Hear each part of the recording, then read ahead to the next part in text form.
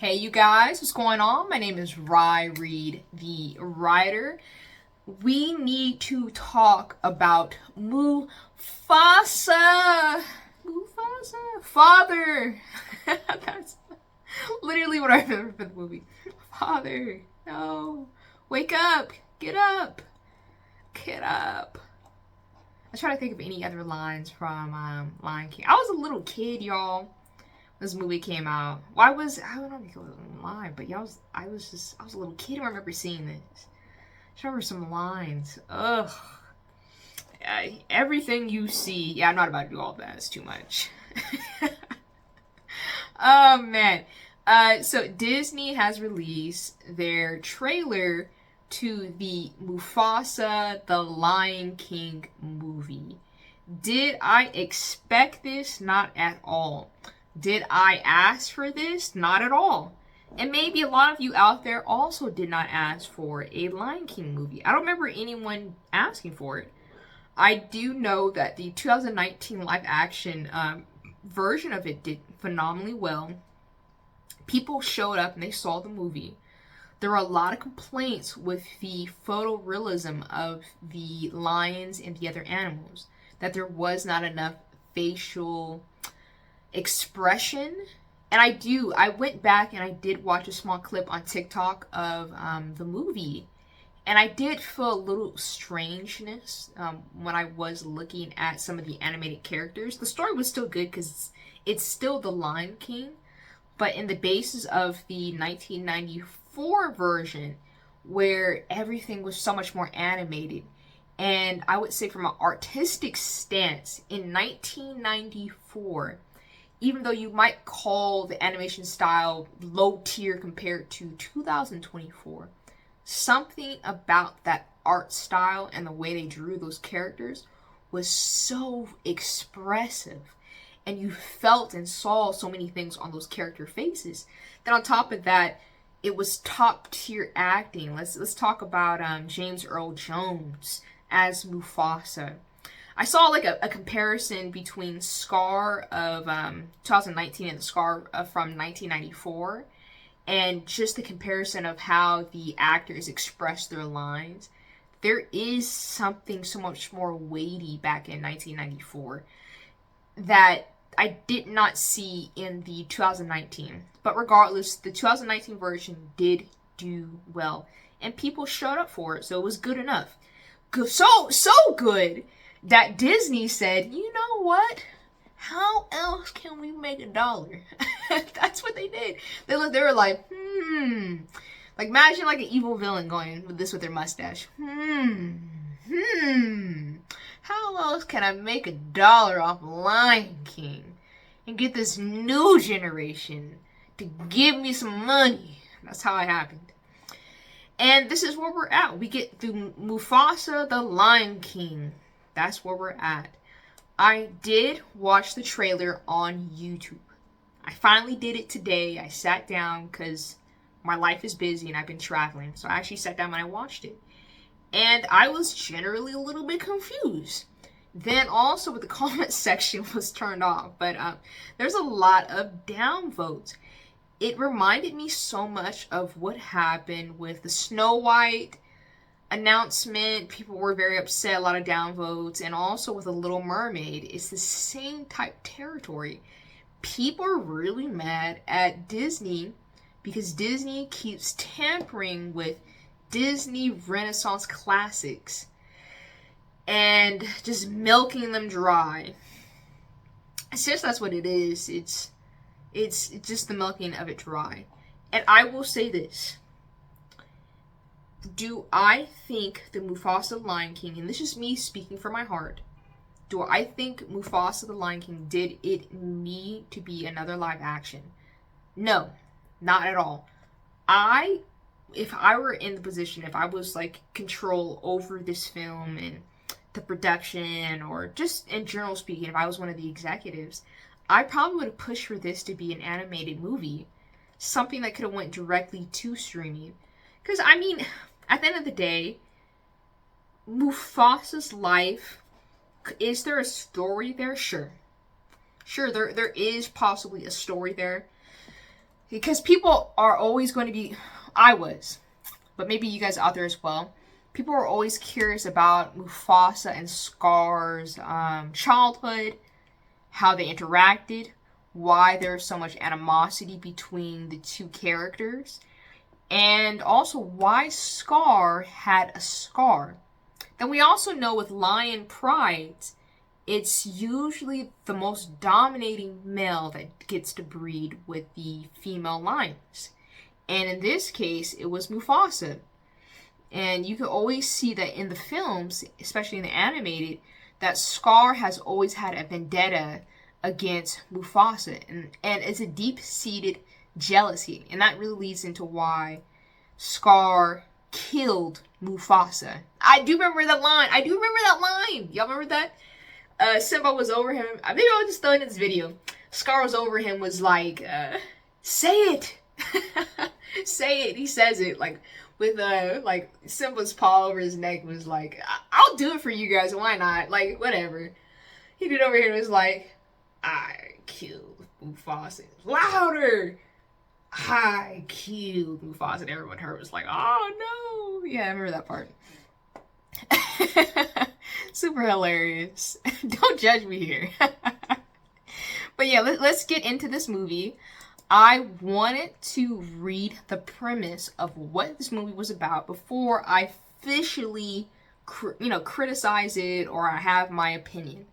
Because that's what I wanted to know. The preview kind of gave me a little bit insight, but I wanted to read online what was the definite premise of this film. And I have that for you. So I went to 2 different articles. I did scan the internet. I was on it for a couple hours, just reading it and logging in and off because I was tired today. But this is what I found. According to Disney, the movie tells the story through flashbacks of a young orphan Mufasa meeting Taka, which later becomes Scar. So now we know Scar's real name is Taka. And, damn. I gotta be honest with you guys, because I won't respect myself on this channel. I believe that them even telling this takes away from Scar. Him having a whole different name. I understand that maybe through whatever incident that Mufasa and Scar had, his name changed to Scar. But now knowing that Scar wasn't always 100% evil, the way I always thought he was, and his name was Taka, it's just, you could tell, I don't care what anyone would tell me, you could honestly tell there was rewriting and new story revisiting over Mufasa's story. Because this is what it feels like to me. Because I don't ever remember them ever in my whole life mentioning that Scar's name was Taka. Or that he had a different name. Who is in line for the throne. So Scar was in line for the throne. Okay, that makes sense. The 2 cubs become friends. And somewhere along the way, their bonds will be tested as they work together to evade a threatening and deadly foe. Okay, so that was one article's layout for the story. And here's the one I found, a more in-depth version on Wikipedia. So let's kind of get into who's in the film. So it's Beyonce, Knowles Carter, of course, she's playing Nala. It was shocking for me to find out that Blue Ivy was going to be the movie. She's playing Kira, Nala, and Simba's daughter. So definitely some nepotism going on. But, I mean, at the end of the day, you guys, if I had a child, and I was already famous, my child wanted to be in a movie, my child's going to be in a movie. I think that's like the greatest way you can just put nepotism. And you would want to put your child ahead, especially if your child already is an actor, is a performer, is a singer, which Blue Ivy is. A lot of people might be upset with that. Nepotism got in the way of maybe a unknown child actor potentially getting a role. But at the same time, if you have a child and you have a legacy, you would want them to also partake in that. Because, instead of your child having to step up to the top from the mud, why would they do that when they get to step on top of me and already be in a higher position? So I get it. I'm not mad at it. Why not? Someone else maybe lost a role, but at the same time, Blue Ivy, she, I did see her during, what is it, little Carter era, her little concerts and stuff, Beyonce's like tour. She can perform, she can dance. She clearly can sing as well if she's also doing this or has some acting ability. So why not?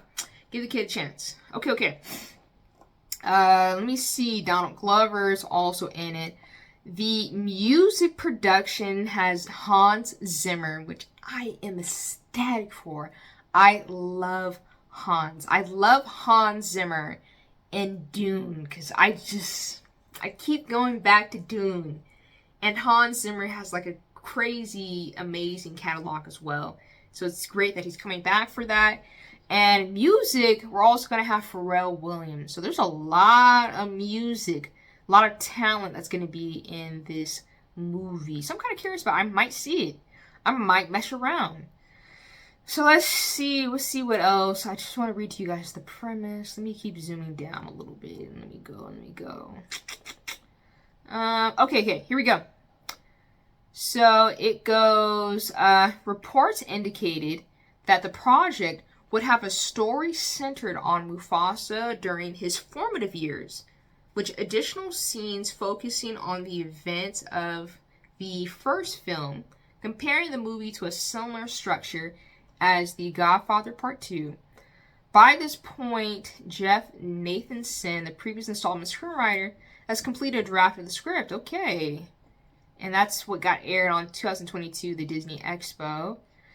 So, the Hollywood Handler reported the film's plot would involve Rafiki telling the story of Mufasa to his granddaughter, Kiara. Interesting.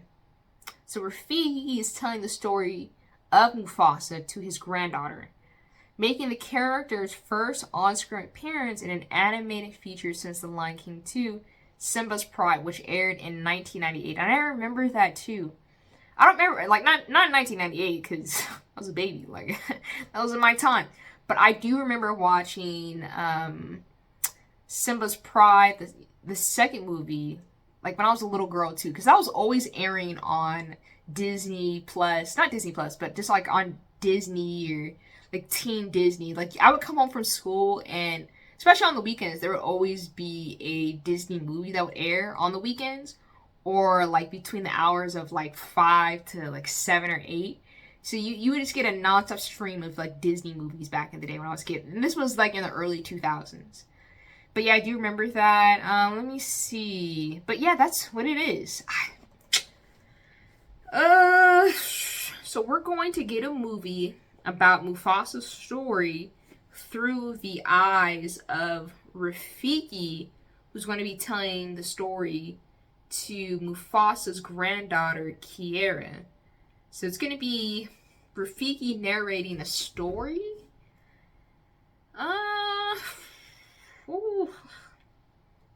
That seems like a lot of story work. Because it can easily go left. It can work telling a story through that way. I'm also a writer. I don't like all the way telling stories like that. Because it's a lot of work. And you would have to get it really right. Especially if Rafiki's telling the story. But it sounds like it's going to be like a story within a story. Like, I can almost see it now if it's just like Rafiki telling the story. Simba walking around. Nala, like all of them walking around. Sharing each part of the Mufasa story to Kiara in this. And that's why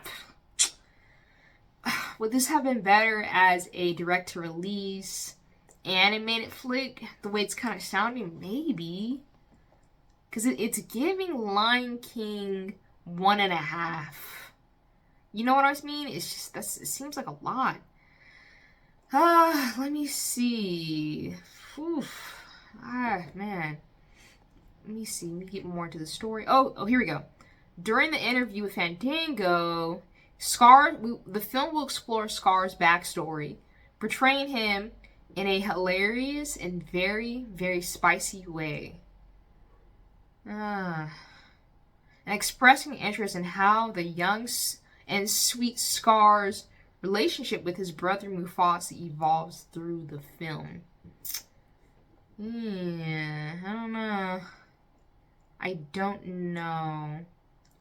Oh, here's another one. So an exclusive preview for the film has shown that those attended, which revealed that Mufasa was an orphaned cub. What? What? Wait. So Mufasa's an orphan?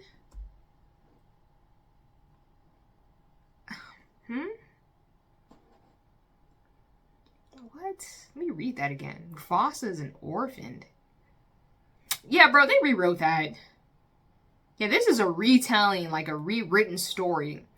Mufasa being an orphan? Okay, I can understand if Scar hated Mufasa because Scar was the oldest brother. And... But didn't Mufasa call Scar little brother? I don't know. But I don't know. Maybe, I guess, if he was an orphan. I mean, they don't look the same. Because Scar was that black lion. He was black. But, you know, I guess an orphan. That's a stretch. Okay. The preview also revealed that Rafiki and Timone will tell stories. Okay. So now you got Timone in here too. We'll tell stories about Mufasa's past. Okay, so it's a collection of different characters from The Lion King coming together to tell the story of Mufasa to Kiara. Huh. Okay, so about Mufasa's past and his way of becoming king. Okay, there's a lot of running around. There's a whole bunch of running around in this. Is it just me?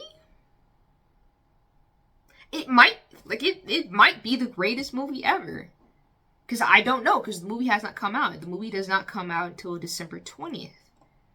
But I could have swore that Mufasa and Scar were just brothers and they hate each other.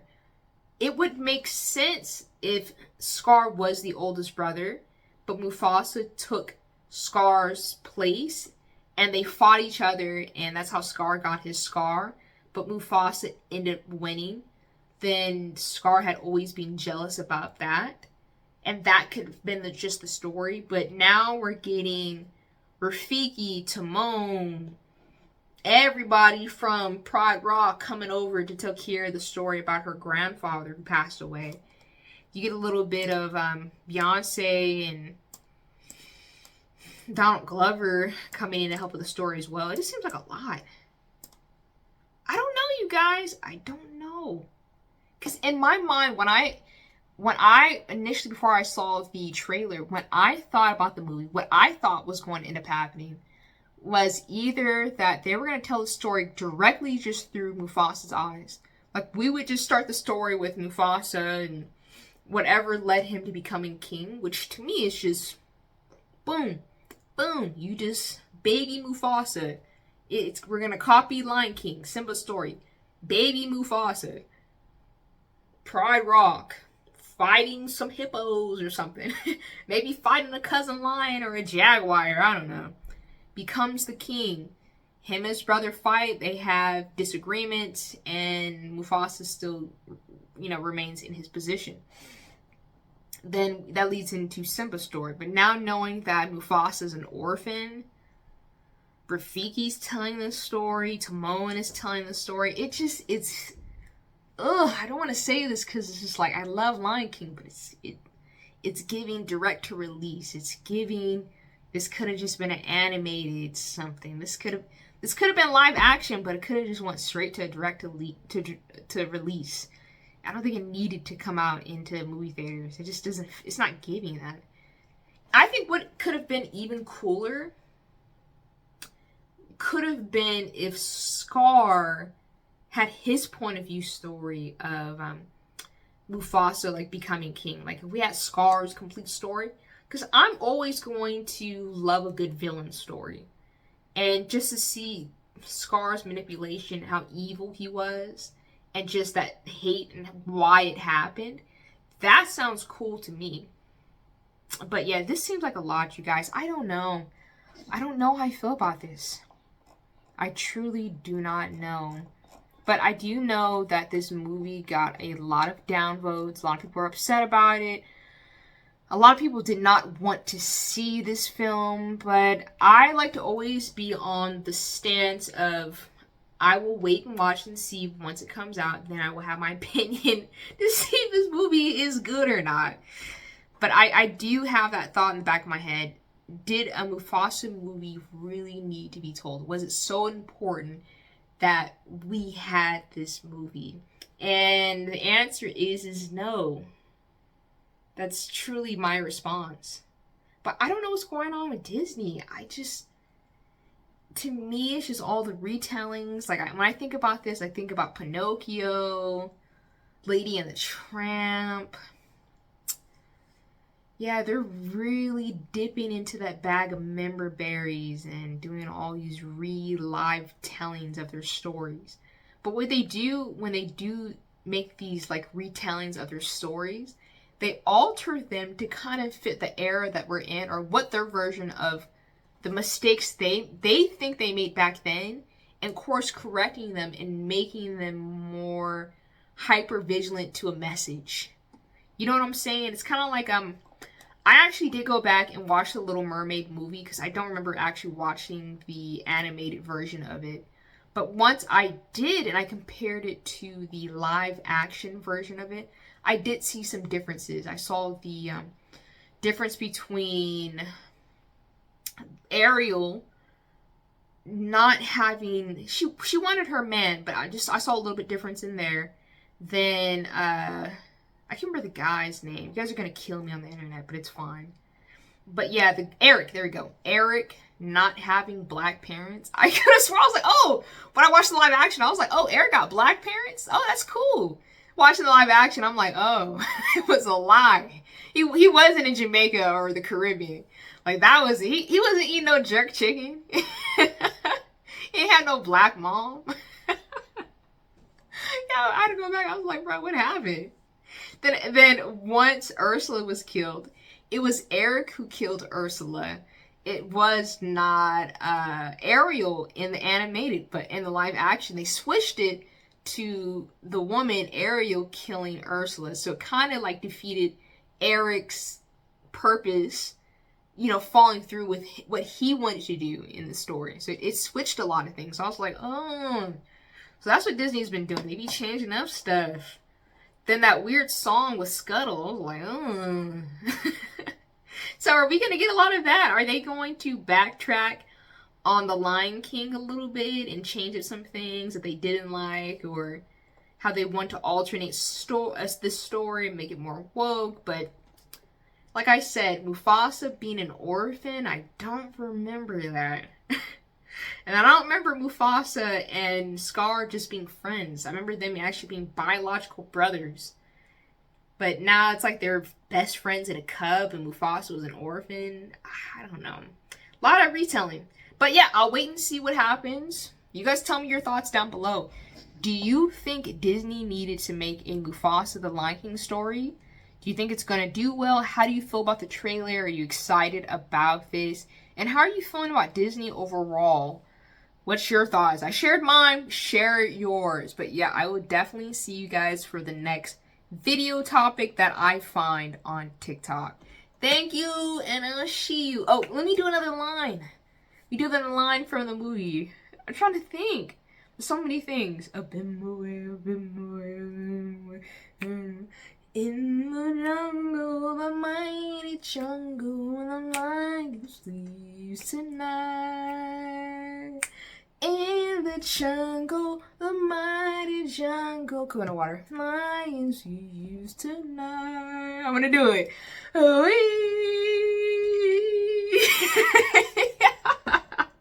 I need to go to bed. No.